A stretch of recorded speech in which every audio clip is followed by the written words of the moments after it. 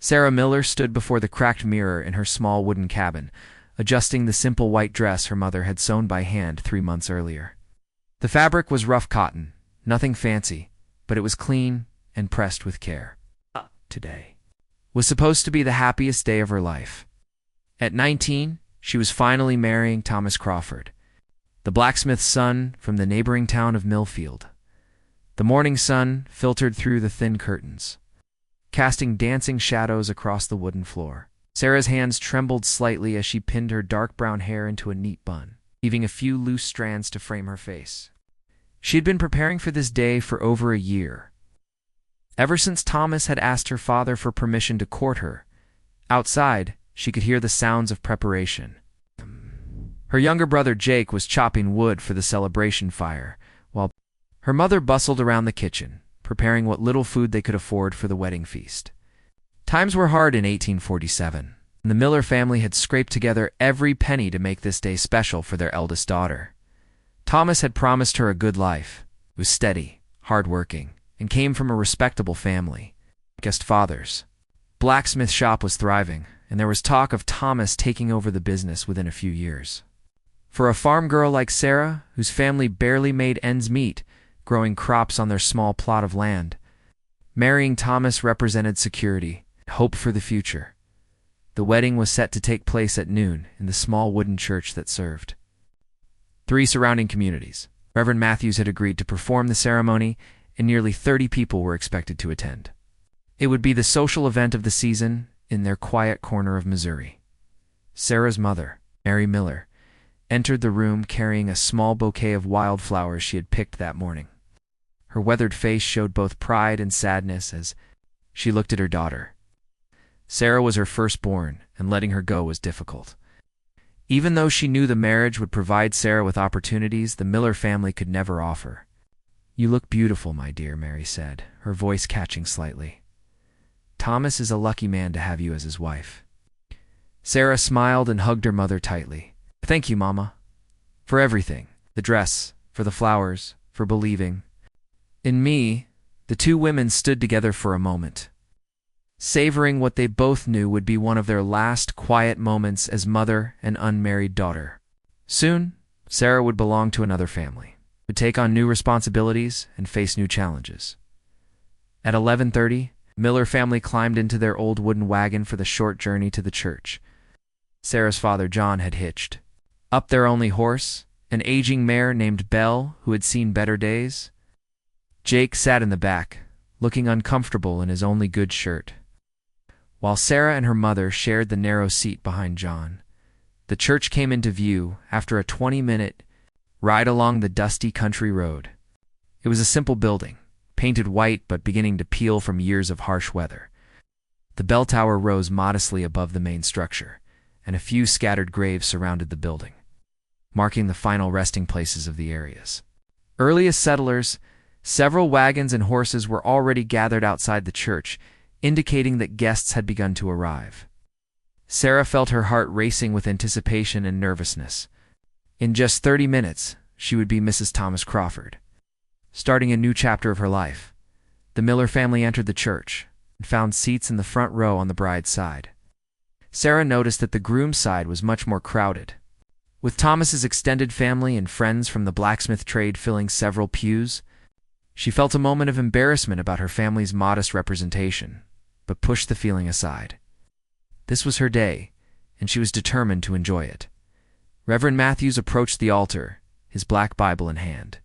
He was a tall, thin man with kind eyes who had baptized Sarah as an infant and watched her grow up in his congregation. He smiled warmly at her and nodded to indicate that everything was ready for the ceremony to begin. But as the clock struck noon, Thomas was nowhere to be seen. Sarah glanced nervously toward the church entrance, expecting to see him walk through the doors at any moment. Perhaps he was simply running late due to some last-minute preparation at the blacksmith shop. Minutes passed. The assembled guests began to murmur among themselves, shifting uncomfortably in their pews. Sarah's cheeks burned with embarrassment as she realized that something was seriously wrong. Thomas had never been late for anything important in the 2 years she had known him. At 12:15, Thomas's younger brother Marcus burst through the church doors. His face flushed and his breathing heavy as if he had been running. He walked quickly to the front of the church and whispered something urgently in Reverend Matthews's ear. The Reverend's expression changed from patient concern to shock, and then to something that looked almost like pity. Reverend Matthews cleared his throat and addressed the congregation. "I'm afraid there has been an unexpected development. The wedding will not be taking place today." A collective gasp rose from the assembled guests. Sarah felt the world spinning around her as the Reverend's words sank in. She gripped the edge of the pew to steady herself, her knuckles turning white with the effort. Marcus stepped forward, his eyes avoiding Sarah's desperate gaze. "Thomas asked me to tell everyone that he has changed his mind about the marriage. He left town this morning with a traveling merchant caravan heading west. He said he wasn't ready to settle down and wanted to see more of the country before making such a commitment." The silence that followed was deafening. Sarah felt as though she had been physically struck. The man she loved, the man she had trusted, with her future, had abandoned her on their wedding day without even having the courage to face her himself. Her mother's arm wrapped around her shoulders. But Sarah barely felt the comfort. She was aware of dozens of pairs of eyes staring at her, some with pity, others with curiosity about how she would react to such public humiliation. Thomas's father, Robert Crawford, stood up slowly from his seat in the front row. His face was red with anger and embarrassment. "I want everyone to know that my family had nothing to do with this shameful behavior. Thomas made this decision on his own, against our wishes and without our knowledge. The Crawford family apologizes deeply to the Miller family and to everyone who came here today expecting to witness a wedding." But his words provided little comfort to Sarah, who felt as though her entire world had crumbled around her in the space of a few minutes. The future she had planned, the security she had counted on, the love she had believed in, all of it had vanished with Marcus's announcement. The guests began to file out of the church quietly, offering awkward condolences to the Miller family. As they passed, some of Thomas's relatives approached Sarah directly to express their shame about his behavior. But their words felt hollow and meaningless in the face of her devastation. Within an hour, the church was empty except for the Miller family and Reverend Matthews. Sarah sat in the front pew, still wearing her wedding dress, staring blankly at the altar where she should have been exchanging vows with Thomas. "We should go home, dear," her mother said gently. "There's nothing more to be done here." But Sarah couldn't move. The reality of what had happened was slowly sinking in, and with it came a crushing weight of shame and rejection. In their small community, being abandoned at the altar would mark her as damaged goods. Other men would wonder what was wrong with her that had caused Thomas to flee. Her reputation was ruined, and her chances of finding another suitable husband had likely disappeared along with Thomas. The ride home was conducted in heavy silence. Each member of the Miller family lost in their own thoughts about what this day's events would mean for their future. The wedding feast that Mary had prepared would go uneaten. The celebration that had been planned would never happen. Sarah's dreams of a better life had been shattered in the most public and humiliating way possible as their wagon pulled up to the family cabin. Sarah finally spoke for the first time since learning of Thomas's betrayal. "I don't know what I'm going to do now," she whispered, her voice barely audible above the creaking of the wagon wheels. Her father turned to look at her with eyes full of pain and determination. "We'll figure it out together, daughter. The Miller family has faced hard times before, and we'll face this one too." But even as John Miller tried to offer hope and comfort to his eldest child, he knew that the road ahead would be more difficult than any challenge their family had faced before. In 1847 Missouri, a woman's options were limited.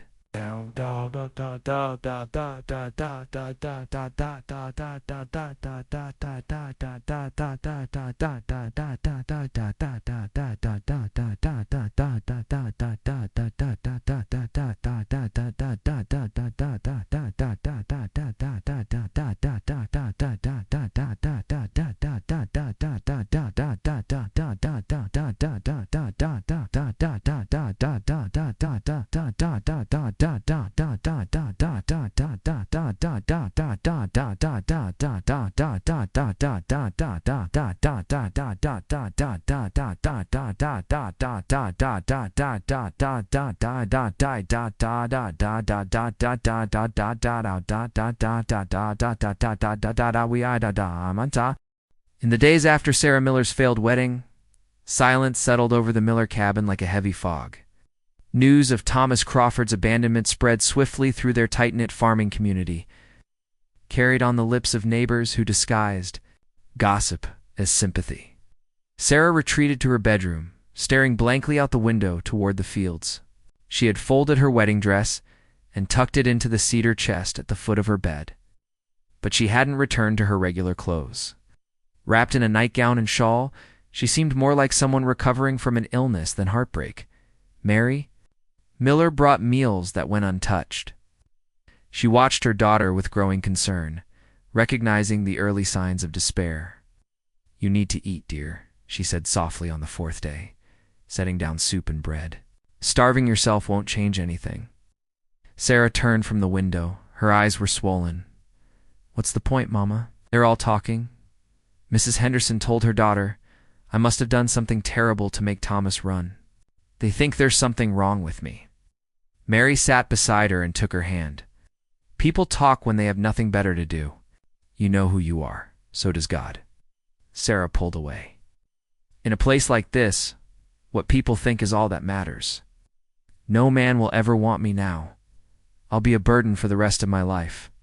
Mary flinched. Her daughter's fears weren't unfounded. In their conservative community, a woman's worth was too often tied to marriage. Those who failed to marry faced a future of dependence or worse, exile. On the fifth day, John Miller hitched up the wagon and drove to town under the pretense of errands, but his true goal was to test the community's tone. The general store was the social hub of gossip was alive. He'd hear it there. He didn't wait long. "I always thought that Miller girl was too proud," said Henry Patterson. "Maybe young Crawford saw something the rest of us missed." She was too demanding," replied Walt Brennan. "These girls want too much nowadays." John, known for his quiet nature, stepped forward. "Gentlemen," he said, voice steady but firm, "Sarah is one of the finest young women in this county.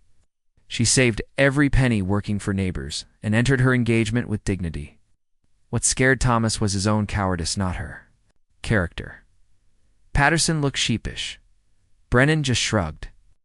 "No offense, John, but a man doesn't run without a reason." "He ran because he wasn't man enough to face her," John said.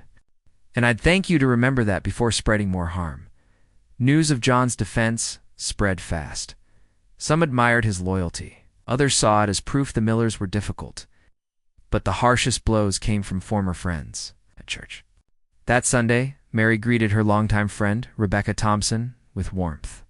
"Good morning, Rebecca," she said. Rebecca barely nodded before turning back to her group. Mary stood alone as others avoided eye contact.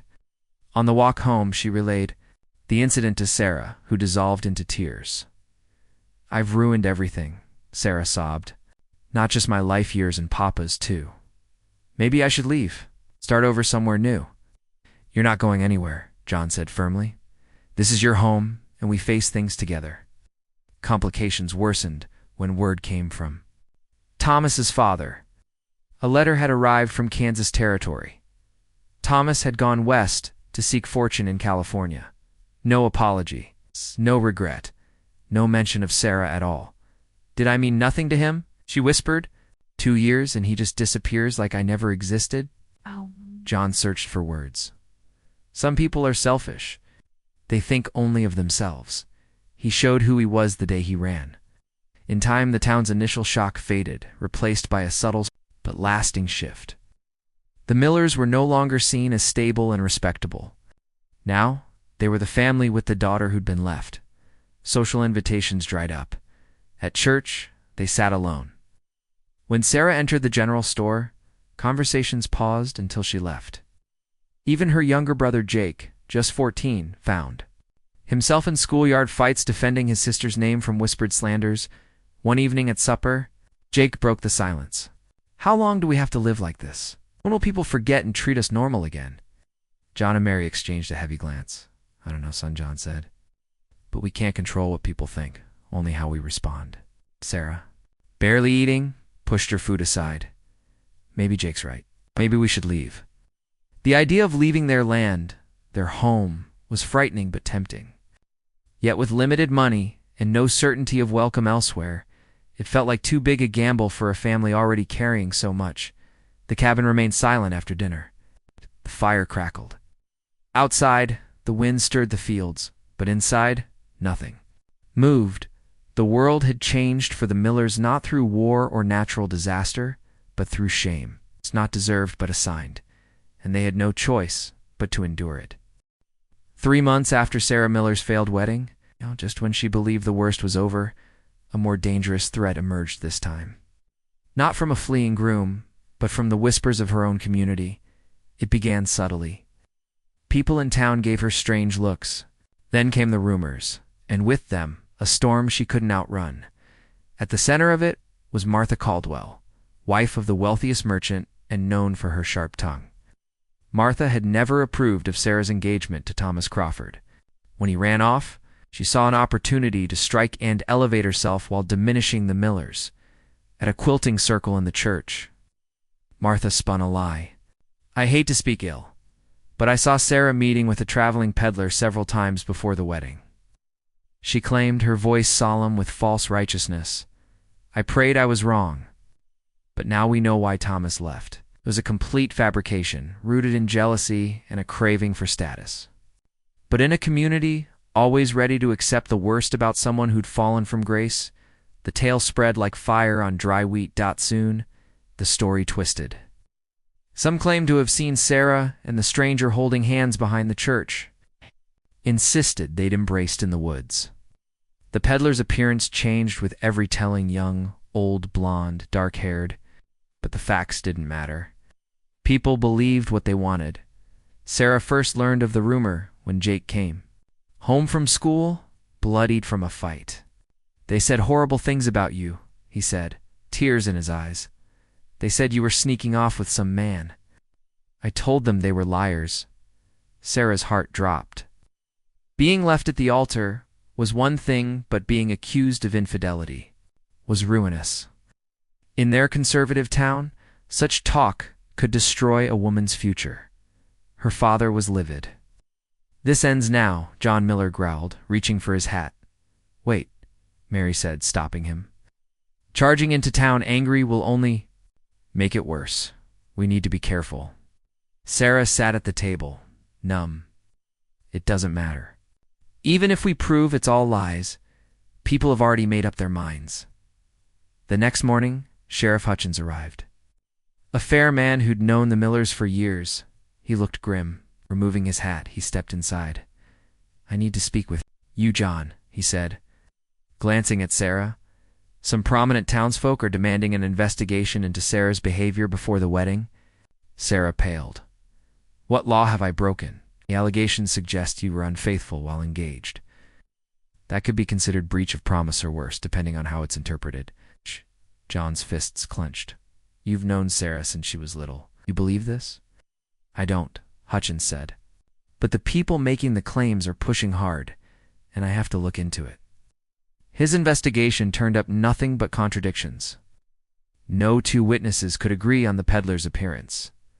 Locations, dates, and stories clashed.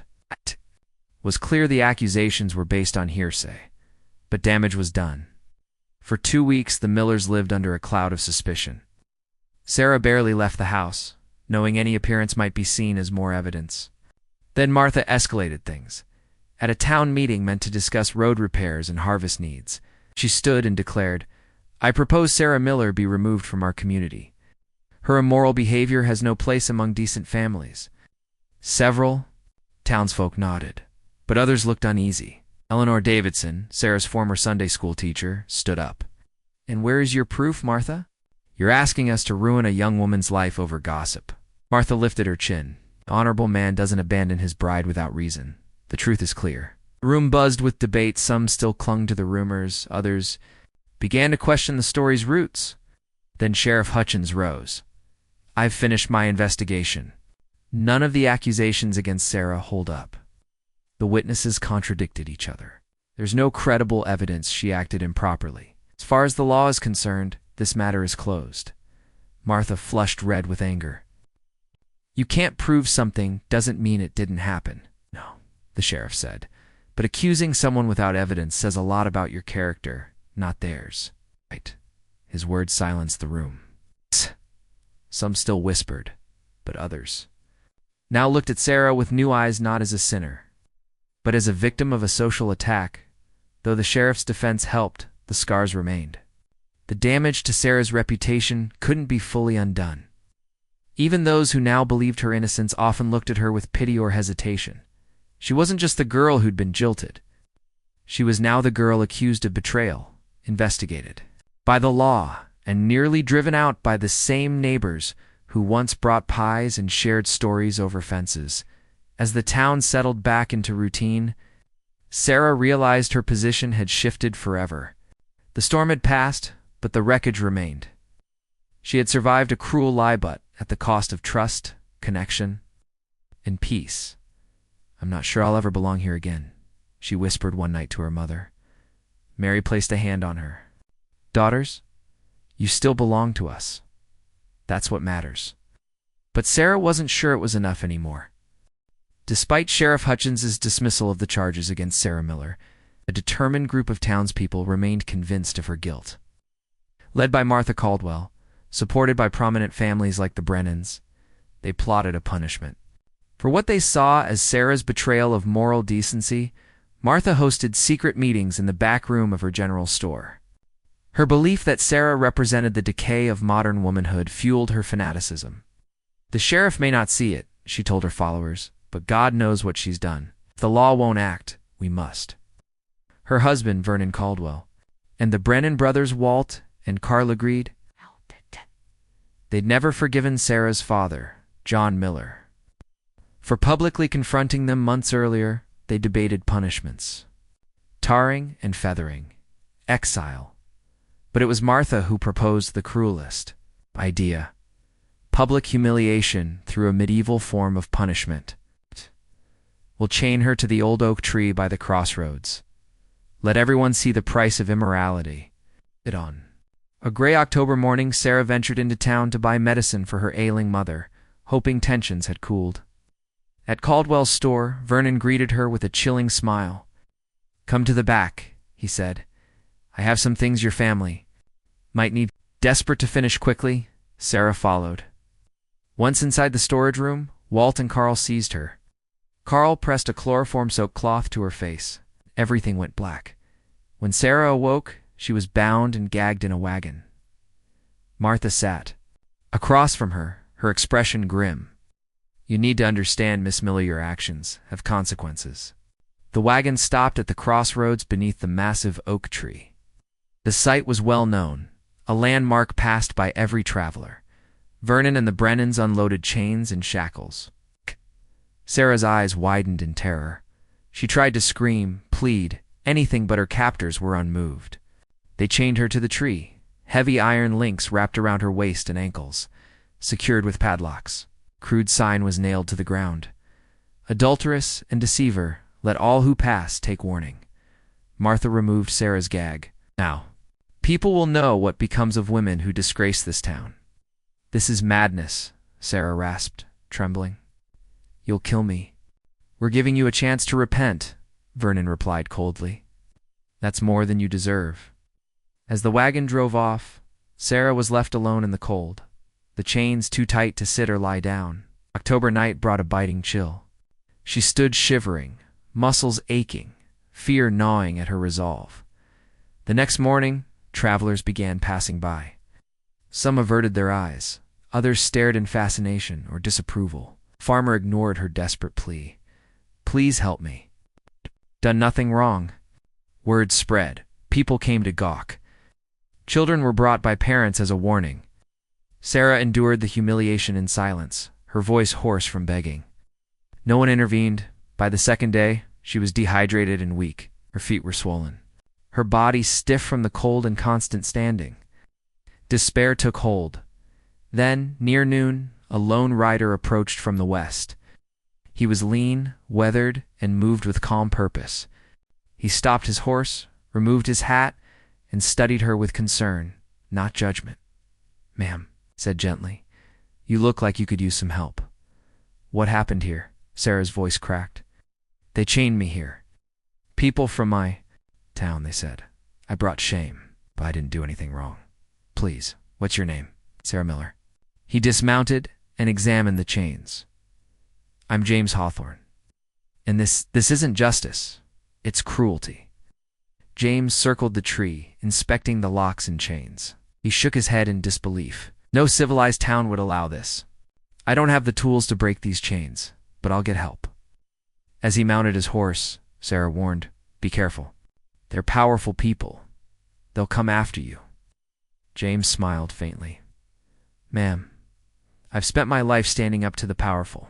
I'll be back." As he rode off, hope flickered in Sarah's chest for the first time in days.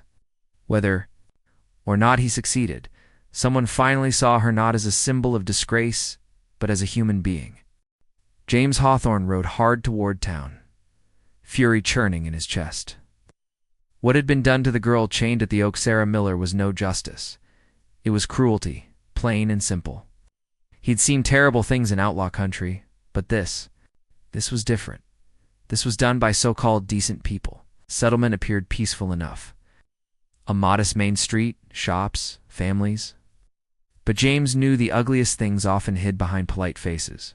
His first stop was the blacksmith shop. Inside, a muscular man with suit-covered arms looked up from his forge. Afternoon, the man greeted with a thick accent. "What can I do for you?" "I need your help," James said, voice low. "There's a woman chained to a tree out by the crossroads. No food, no water. She's dying." The blacksmith Pete Kowalska froze. James continued, describing the chains and Sarah's condition. Pete listened grimly. "This woman," Pete said, "Miller girl, yes. People talk, say she dishonored her fiancé, that she met secretly with another man."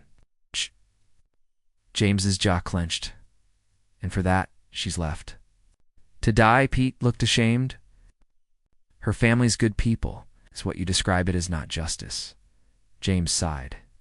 "Name's Hawthorne. I've lived outside the law, but I never hurt innocent people. Don't let others do it either." Pete studied him for a moment, then nodded. "You are a good man. I help."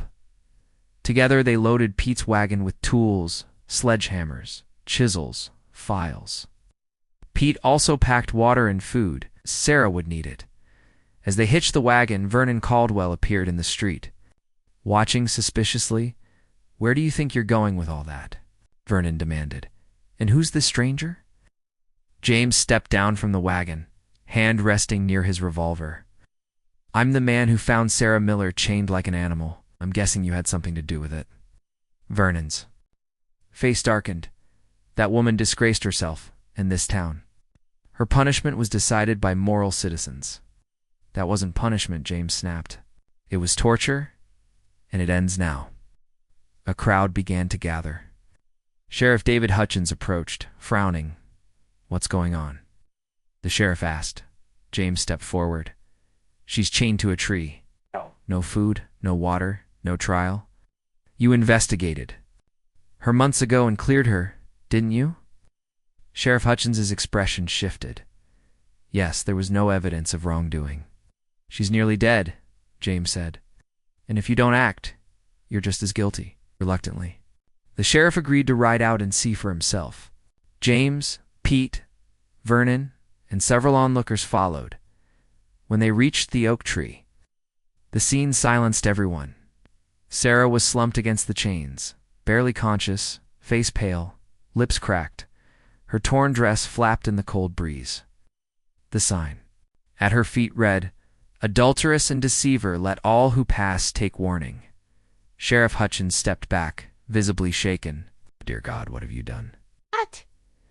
Pete immediately began working on the chains. James knelt beside Sarah, offering water.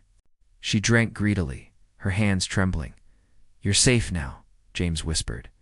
"No one will hurt you again." Sarah blinked slowly, focusing on his face. "You came back," she whispered. "I gave you my word." Sheriff Hutchins turned. "On Vernon? You kidnapped and nearly killed a citizen. That's attempted murder." Vernon looked rattled, reacted for the community's sake. "The law doesn't work that way," the sheriff snapped. James helped lift Sarah into the wagon, stunned by how light she'd become. He wrapped a blanket around her and sat beside her as Pete urged the horses forward. "She needs a doctor now," James told the sheriff. "After that, I expect arrests." Hutchins nodded solemnly. As the wagon rattled back toward town, Sarah stirred. "Why?" she asked weakly. "Why would you risk so much to help me?"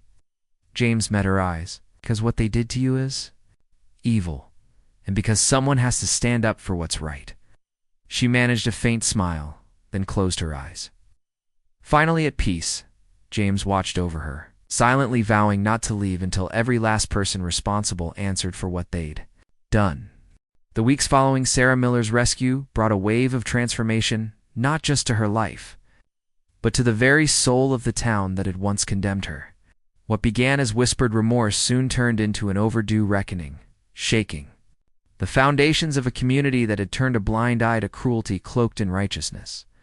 Physically, Sarah healed faster than anyone expected.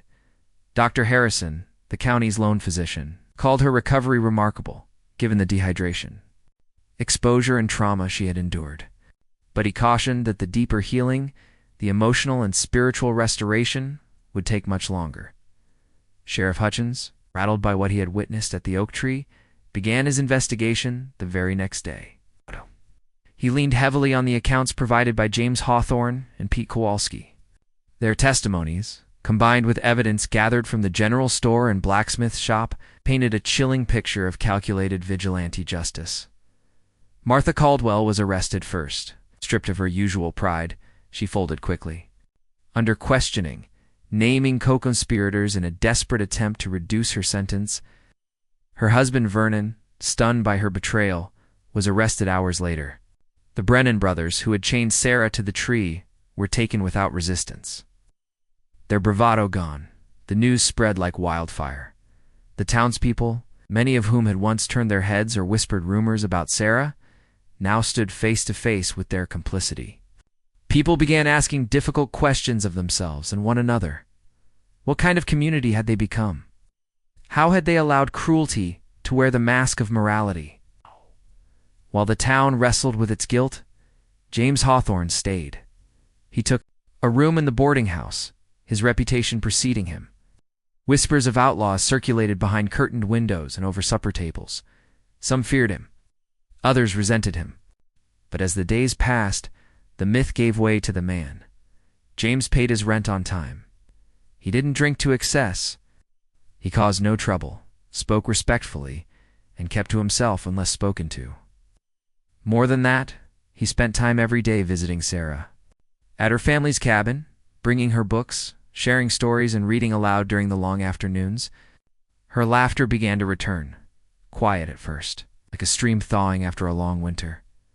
One day, while sunlight slanted through the cabin window and caught the edges of his worn revolver belt, Sarah asked a question that had been lingering in her heart. "I've been thinking about what you said, ...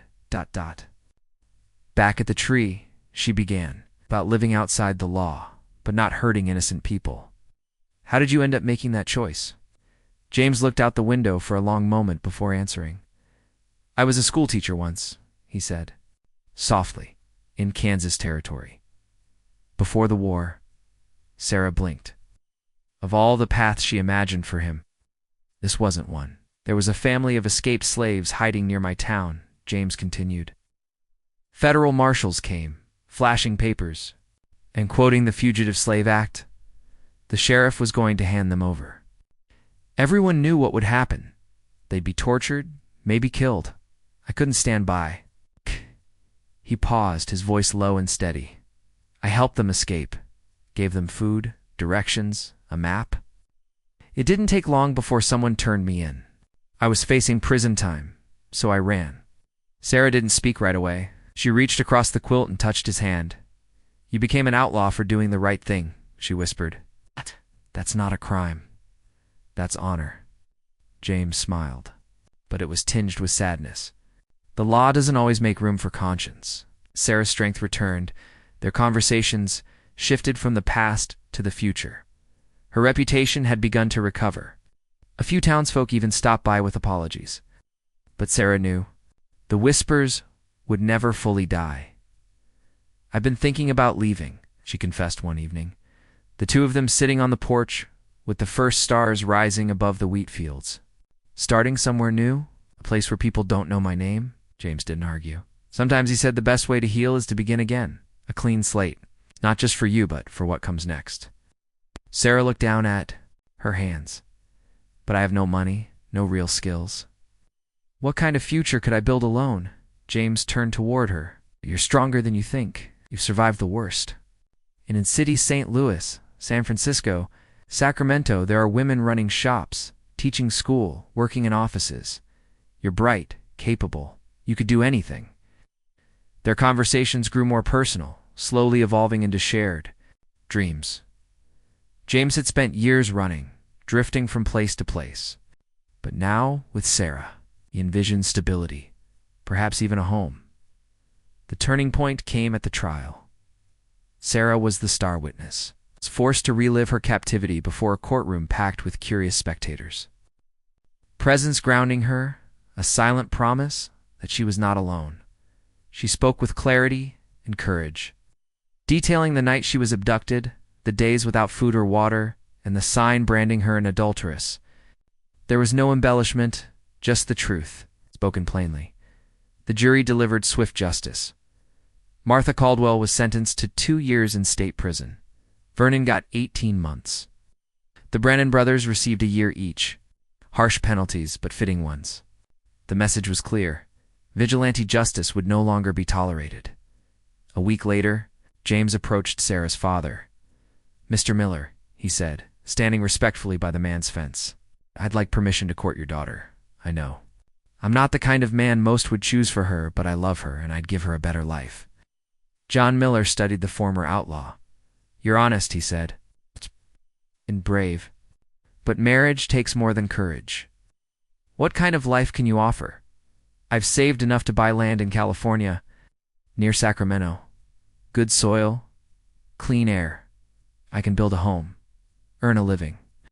John was silent a long time before nodding. "She deserves happiness. If she says yes, you have my blessing." Sarah didn't hesitate. "Yes," she said. "He's shown me more kindness than anyone in my life." 3 months later, they were married in a small ceremony behind the Miller cabin. Sarah wore a pale blue dress James had bought in the county seat, carrying wildflowers her mother gathered that morning. Pete Kowalski stood as James's best man. Dr. Harrison gave the bride away. It was simple, but joyful, nothing like the grand wedding Sarah once dreamed of. And that was exactly why it felt right. A week later, James and Sarah loaded their belongings into a wagon and turned westward toward California. A place where the past couldn't reach them. As the wagon creaked along the dusty road, Sarah turned back for a final look at the town. She felt no hate, only the hollow ache of what could have been. "Are you ready for this adventure, Mrs. Hawthorne?" James asked, the title still new on his tongue. Sarah took his hand. "I'm ready for anything," she said, "as long as we face it together." Their journey would be long, their new life uncertain. But they had already weathered the worst and emerged stronger. They rode westward not just as husband and wife, but as two people who had defied cruelty with compassion, shame with strength, and injustice with mercy. And in that union, they found not just healing, but hope.